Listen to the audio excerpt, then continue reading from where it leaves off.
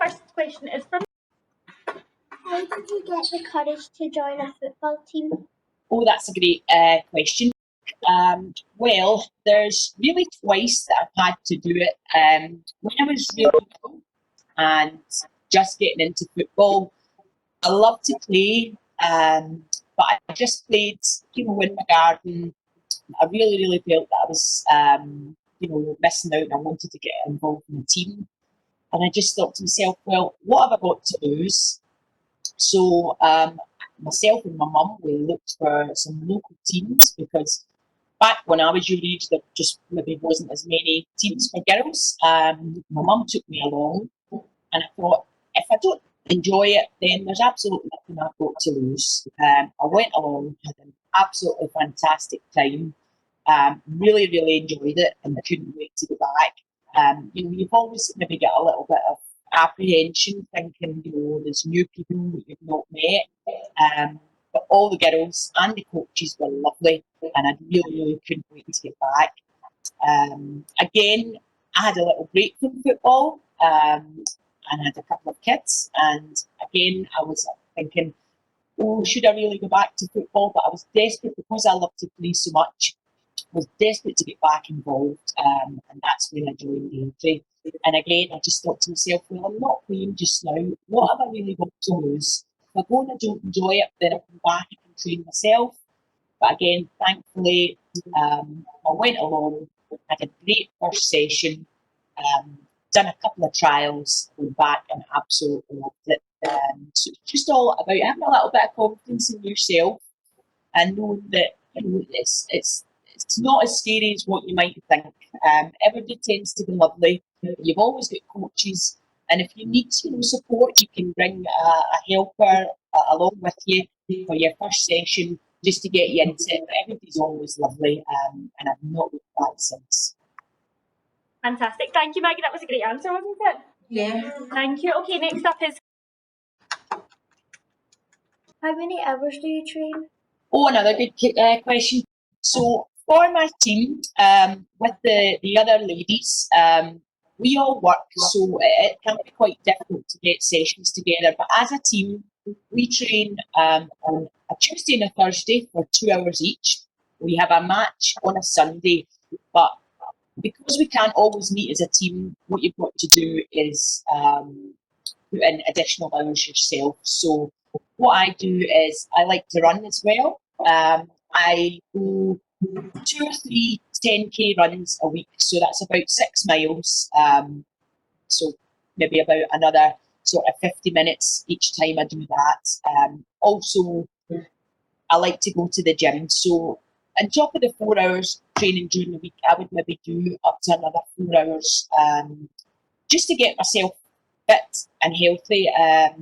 As I said, I like to run, so it doesn't always need to be specifically football related, as long as I'm getting my fitness in somewhere and where I find the time. So whether it's before work or after work, I'll get in a little either running session or weight session at the gym, just so that when I know that when I come to match days, I'm as fit as I can be. That was a good question again. You're up next. What has been the best stadium you've played at? The best stadium? Oh, well, I was very lucky a while back and I got to play at Hampden and it was fantastic. There was a tournament held and it was great walking out. It's a massive big stadium. Really enjoyed it, and you get the full experience into the dressing room, seeing where all the national team play. I have got to admit though, the stadium that I love the most is my home stadium in Airdrie. We play there, all our home games there, and it's where I feel most at ease, and I really love it. Where my family and friends can come to watch when we're not in the sort of restrictions. But yeah, it's friendly to go. So as I said, Hampden was fantastic to go and visit, but I do love my home stadium, Glenboig Stadium. Fantastic. Thank you, Maggie. Up next. Did you ever think of giving up football, and how did you overcome that thought? Oh, that is a good question. Well, I actually had a really tough time with a couple of injuries.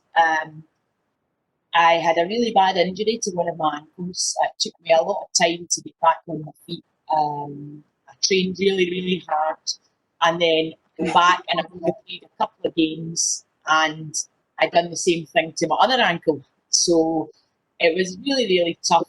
And obviously, with that injury, it's not just your sport, it's other areas of your life that it impacts. But within that, I had a desire still to play because I love it so much. Football, it's not just the sport, but it's also different things like socially. I love, meeting my team members and my friends, and I'm a competitive person, so I was really, really desperate to get back into it. And although it was tough, I just trained. Once I was able to, I trained hard, got myself back fit again, and then got into a couple of sort of friendly matches before getting back into the squad. So it was tough, but I knew that I always wanted to play, so I kept going at it. There's different times in sport when it can be tough. Also if you lose a game or things just don't go your way. But as one of my football idols said, the true champions aren't always the ones that win, but sometimes those with the most guts who can overcome things and go on and challenge themselves. And those are the true champions. So yeah, just keep going at it. Can you describe the ups and downs of your journey? Oh, another great question. Because obviously in sport there is a lot of ups and downs. I've just explained obviously about injuries, and that was quite a point where it was one of the downs, because it's hard. You want to be playing all the time, but again, overcome that by just being a wee bit patient and getting back to training. Because the ups far outweigh all the downs. I've had so many great experiences with my team, with my coaches, from either winning games or even just seeing a massive improvement from 1 week to the next. We might even have just won the game, but we played a lot better, and we can see a lot of things that we've put in training into practice. Also, I'd say one of my biggest ups beyond sort of winning matches and trophies would be becoming the captain of the Airdrie ladies team. So I'm really proud of that. When I started with the team, I had to fight my way in. There was already players in the position that I played in. So again, just trained, and now a regular player, and I'm now able to lead my team out as the captain. So it's I'm proud of that. Who inspired you to play football? Oh, who inspired me? Right. So when I was growing up, my parents and my family weren't really into football, but it was something that I was quite keen on. So I used to watch any games that I could, and I can remember just as a little girl, I would watch Man United on the telly, and I used to absolutely love Ryan Giggs. He was so quick, so skillful. So that made me go out, and I used to practice against the side wall in my granny's house, where she used to go mad at me all the time because I would kick all the rough cast off with the ball. But I would go out there and practice because I wanted to just be as good as Ryan Giggs when I seen him playing. He just was so fast, and anytime he was attacking, you always thought they were going to score a goal. So I just wanted to get into that, and watching him every week on the telly made me want to better myself and start playing for a team. Fantastic. Next up is it scary playing on a stadium before COVID? Right. Oh, well, do you mean with all the supporters and things? Yeah. Yeah. It can be quite nerve-wracking when you go out in the stadium, because my family and friends would come, and then we would have supporters. So you're walking out, and there's quite a lot of people.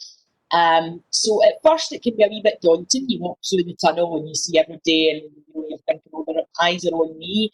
But as soon as you get into your game, you're focused on the match that you're playing. And when you actually start to put a couple of good passes together, and you can hear folk cheering you on, it takes your mind off of the people that are in there. So it's you overcome that because you're focused on your football, and the nerves go away, and it doesn't seem to affect you after sort of 5 minutes. What age did you start football and how did you get into it?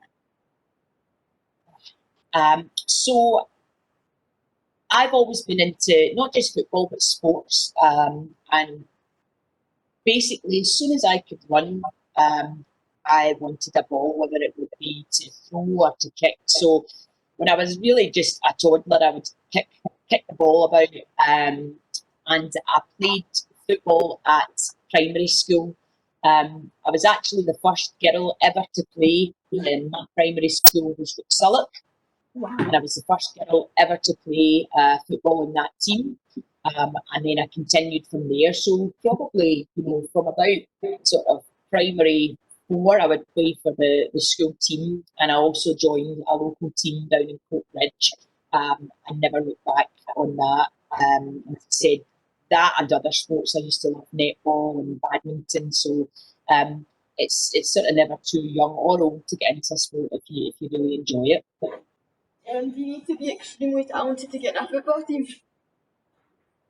Oh, great question. The answer to that simply is absolutely no. There is teams for every single level. What's the most important thing is to get yourself involved.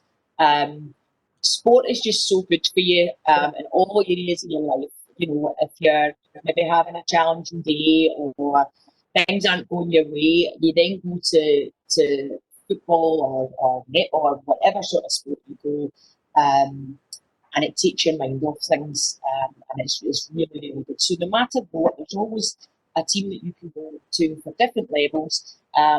Obviously, it depends on your time commitment as well. So if you don't have a great deal of time to train, there'll be professionals who train a lot more than what I do. But there'll also be teams who go out and just do it for the fun, because it improves their mental health. It just helps them socially to get involved with other people, and it can be at varying levels.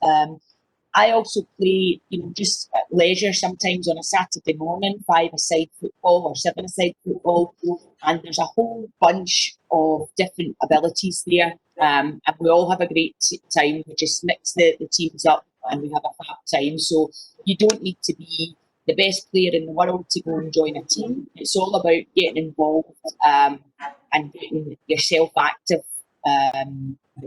Just if you're thinking about getting involved, there will be a team out there who would be more than happy to take you, and I'm absolutely sure that you would enjoy it. That was a great answer to that one as well.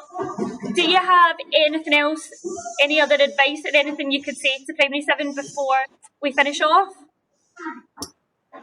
Well, thanks first of all for all your great questions, because they've been fantastic.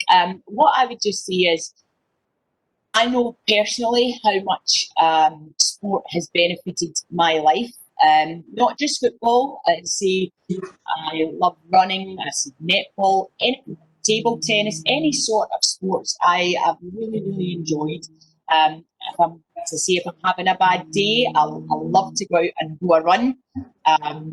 You've got a sense of accomplishment at the end of it, and never be afraid. If you want to go to a team or you want to get involved in something, there's always something out there. For no matter what ability you've got, there's always something there where you can go and join. And although you may be a little bit nervous to start, I can assure you, any experiences that I've had, people are always very welcoming, and they're happy to have folk join in.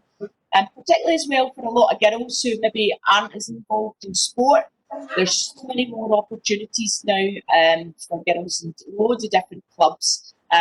What I would say is just give yourself a little test any different sport that you think that you would enjoy, and just go for it. You've absolutely nothing to lose by going and having a little taster session.